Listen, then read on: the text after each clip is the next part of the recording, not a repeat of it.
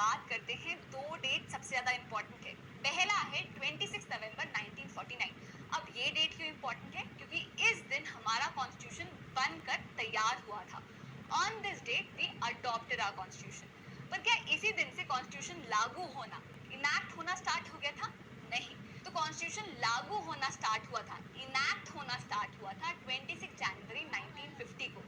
अब इस डेट की ऐसी क्या खासियत है? क्योंकि 26 जनवरी 1929 को इंडियन नेशनल कांग्रेस ने पहली बार इंडिया डिक्लेरेशन ऑफ इंडिपेंडेंस बनाया था, पूर्ण स्वराज की मांग की थी। तो उस डेट को रिमेंबर करने के लिए 26 जनवरी को हमने कॉन्स्टिट्यूशन को इनैक्ट किया था। और इसी डेट को सेलिब्रेट करने के लिए हम हर साल 26 जनवरी को रिपब्लिक डे मनाते हैं। तो ओरिजिनली जब इंडियन कॉन्स्टिट्यूशन बनकर तैयार हुआ तब उसमें कितने आर्टिकल्स थे? 395 आर्टिकल्स, 22 पार्ट्स और 8 शेड्यूल्स थे। बट करंटली इंडियन कॉन्स्टिट्यूशन में कितने आर्टिकल्स हैं? 448 आर्टिकल्स, 25 पार्ट्स और 12 शेड्यूल्स। बट एक चीज जो तब और अब दोनों में कॉमन थी वो ये कि इंडियन कॉन्स्टिट्यूशन दुनिया का सबसे लंबा, वर्ल्ड्स लेंथीएस्ट कॉन्स्टिट्यूशन है। तो शुरुआत करते हैं स्केड्यूल्स के साथ। अब ये स्केड्यूल्स क्या होते हैं? ये बेसिकली वो टेबल्स होते हैं जिनमें कुछ एडिशनल डिटेल्स दिए हुए होते हैं जो कि आर्टिकल्स में प्रेजेंट नहीं होते। फॉर एग्जाम्पल, अगर आप कॉन्स्टिट्यूशन के आर्टिकल 346 और 347 की बात करें तो वो ऑफिशियल लैंग्वेजेस की बात करते हैं, पर ये नहीं बताते कि कौन कौन सी लैंग्वेजेस ऑफिशियल लैंग्वेज होती है। ये दिया होता है 8 शेड्यूल में जो इंडिया की ऑफिशियल लैंग्वेजेस की बात करती है। तो शेड्यूल्स में कुछ एडिशनल डिटेल्स दिए होते हैं। बाय द वे, आपको क्या पता है कि इंडिया की कितनी ऑफिशियल लैंग्वेजेस है? 22। तो शुरुआत करते हैं शेड्यूल्स के साथ। तो ये है वो 12 शेड्यूल्स। अभी मैं थोड़ा साइड हटूंगी तो आपको क्लियरली जूम होके दिखेंगे। और आपको पता है मेरे स्कूल के मैथ्स टीचर क्या करते थे? वो बच्चों को कोई भी फॉर्मूला या ट्रिक बताने से और यूनियन टेरिटरीज की। दूसरा बात करता है कि किसको कितनी सैलरी या इमोल्यूमेंट्स मिलेंगे। तीसरा बात करता है शपथ ग्रहण की, ओथ्स एंड एफर्मेशंस की।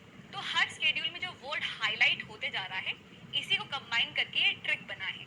तो आपको बस ये वर्ड्स याद रखना है और फिर आपको ये पूरे शेड्यूल याद हो जाएंगे। इसके बाद चौथा शेड्यूल बात करता है कि राज्यसभा में किस स्टेट से और किस यूनियन टेरिटरी से कितनी सीट एलोकेट हुई है। फिफ्थ शेड्यूल बात करता है शेड्यूल एरिया और शेड्यूल ट्राइब्स की। वहीं सिक्स्थ शेड्यूल बात करता है नॉर्थ ईस्टर्न स्टेट्स के बारे में। तो क्योंकि इससे पहले हमने शेड्यूल एरियाज और शेड्यूल ट्राइब्स डिस्कस किए हैं, तो सिक्स्थ के जो एरियाज हैं, नॉर्थ ईस्टर्न एरियाज मतलब आसाम, मेघालय, त्रिपुरा और मिजोरम के जो स्टेट्स हैं, इन्हें हम अदर एरियाज बोलेंगे। इसके बाद आता है बहुत ही इंपॉर्टेंट 7th शेड्यूल जो फेडरल स्ट्रक्चर की बात करता है। इसमें डिस्कस किया गया है कि यूनियन और स्टेट गवर्नमेंट के बीच में डिस्ट्रीब्यूशन ऑफ पावर किस तरीके से होगी। और इसी शेड्यूल में 3 list, union list, state list और कॉन्करेंट लिस्ट भी दिए गए हैं। नेक्स्ट आता है 8th शेड्यूल जिसमें 22 ऑफिशियल लैंग्वेजेस दी गई हैं।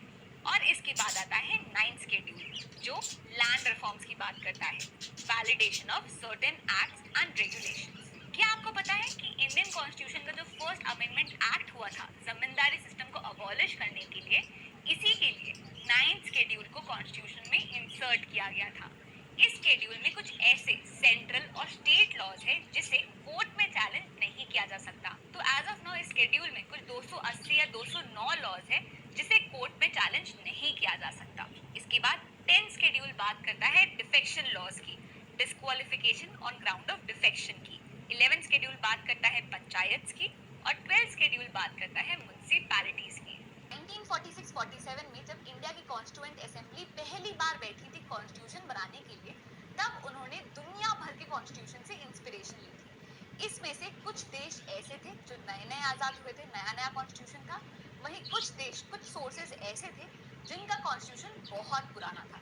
पर मेनली हमने इन 11 सोर्सेज से इंस्पिरेशन ली थी, इन 11 सोर्सेज से फीचर्स लिए थे। For example, government of India act से हमने कुछ फीचर्स लिए, यूएस कॉन्स्टिट्यूशन, यूके कॉन्स्टिट्यूशन, ऐसे अलग अलग सोर्सेज से हमने इंस्पिरेशन ली। पर जब भी एग्जाम में ये पूछा जाता है कि कोई स्पेसिफिक फीचर किस सोर्स से लिया गया है, तो ये याद करना थोड़ा मुश्किल हो जाता है। और इसी में हेल्प करेगी आपकी दूसरी ट्रिक जो आपको सोर्सेज याद करने में हेल्प करेगी। चलिए देखते हैं इस ट्रिक। इससे जो हमने फीचर्स लिए हैं उसे याद करने के लिए आप इस स्टेटमेंट को याद कर लीजिए, Alice DP is number 1। Funny है ना? अब ये स्टेटमेंट देखकर इस ट्रिक को जज मत करिए, या तो ये सोर्सेज याद कर लीजिए या फिर ये आसान सा स्टेटमेंट याद कर लीजिए। वैसे ये स्टेटमेंट ज़्यादा इजी लगता है। तो चलिए अब इसमें क्या क्या फीचर्स हैं ये देखते हैं। तो एलीज हो गया इलेक्शन ऑफ प्रेसिडेंट, डीपी हो गया directive principle of state policy, और नंबर 1 ये हो गया nomination of members to Rajya Sabha. तो ये जो तीन फीचर्स है आप इस एक स्टेटमेंट से याद कर सकते हैं। ये तीनों फीचर्स हमने लिए हैं आयरिश कॉन्स्टिट्यूशन से। दूसरा है यूके का कॉन्स्टिट्यूशन, ब्रिटिश कॉन्स्टिट्यूशन। तो इसके फीचर्स याद करने के लिए मेरे पास दो स्टेटमेंट्स है। वैसे वीडियो देखते देखते आपको भूख लग गई होगी, तो ये लीजिए पार्ले बिस्किट, इसी में यूके के फीचर्स हैं। पा से हो गया पार्लियामेंट्री सिस्टम, आर से हो गया रूल ऑफ लॉ, एल से हो गया लॉ मेकिंग प्रोसीजर। इसके बाद बिस्किट के बाय से हो गया बाय कैमरलिज्म, और फिर है सिंगल सिटीजनशिप। इन्हीं फीचर्स के जो दूसरा स्टेटमेंट है वो है सिन इज अ कॉम्प्लेक्स लॉ। तो सिन से हो गया सिंगल सिटीजनशिप, बाय से हो गया bicameral parliamentary system, complex की कॉम्प से याद रखिए कॉम्प्ट्रोलर एंड ऑडिटर जनरल, और लॉ से याद रखिए लॉ मेकिंग प्रोसीजर। तो यूके के फीचर्स याद करने के लिए आपके पास दो ऑप्शंस है, पार्ले बिस्किट और सो रिसेंटली यूएस के प्रेसिडेंशियल इलेक्शंस काफी चर्चा में रहे हैं, तो उसी से आप इस स्टेटमेंट को रिलेट करिएगा। President needs fund for removal of present vice president and जजेस इन यूएसए। अब इस स्टेटमेंट से हम ये फीचर्स डिराइव करते हैं। तो प्रेसिडेंट से हो गया प्रेसिडेंट ऑफ इंडिया।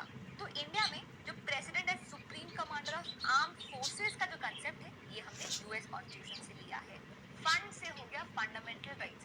तो कॉन्स्टिट्यूशन का one of the most important part 3 fundamental rights के इंस्पिरेशन यूएस से ली गई है। नेक्स्ट है रिमूवल, जिसे इम्पीचमेंट भी कहते हैं। तो इम्पीचमेंट का कंसेप्ट भी यहाँ से आया है। इसमें प्रेसिडेंट का इम्पीचमेंट भी आता है और सुप्रीपेंडेंस ऑफ जुडिशरी याद रखिए। तो ये फीचर्स हमने यूएस से लिए हैं। नेक्स्ट आता है, इसके लिए भी बहुत कैची और बहुत सिंपल लाइन है, वो है can I know fades address. बहुत सिंपल है और आसानी से याद हो सकता है। अब इसमें से फीचर्स देखते हैं। तो कैन से आप कनाडा याद रख सकते हैं कि ये स्टेटमेंट कनाडा से रिलेट करता है।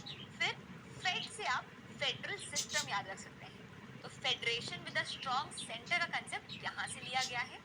एक्ट से हो जाएगा सुप्रीम कोर्ट की एडवाइजरी जुरिस्डिक्शन, और रेस्ट से हो जाएगा सेंटर की रेसिड्यूरी पावर्स। और ये सारे फीचर्स आप तो तब से लेकर अब तक कॉन्स्टिट्यूशन में काफी सारे चेंजेस हुए।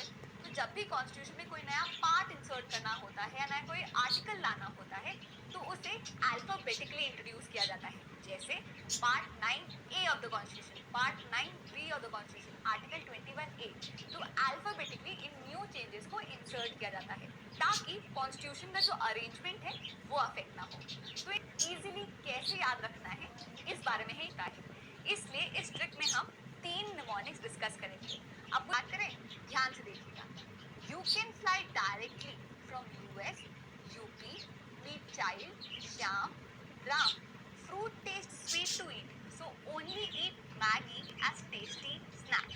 तो इस स्टेटमेंट के हर फर्स्ट लेटर से आप 25 पार्ट को बहुत आसानी से याद कर पाएंगे, पर हो सकता है कि ये निमोनिक बहुत लंबा हो, इसलिए हम from the start to end please, तो 7 पार्ट इस एक सेंटेंस से, read from the start to end please, और इस एक फ्रेज से आप पार्ट 11 से लेके 16 तक के पार्ट्स याद कर सकते हैं। अब बात करते हैं तीसरे पार्ट से, LEMATS। अगर आप सिर्फ इसे याद रखेंगे तो 17 से लेके 22 तक के पार्ट याद कर सकते हैं। तो इस ट्रिक में हमने जाने एक साथ याद कर सकते हैं। दूसरे में आप read from the start to end please, इस एक लाइन से 11 से 16 तक के पार्ट याद कर सकते हैं। वहीं तीसरा निमोनिक एक सिंपल वर्ड लीमात से आप बाकी बचे हुए पार्ट्स याद कर सकते हैं। तो इसमें से आपको जो पसंद आए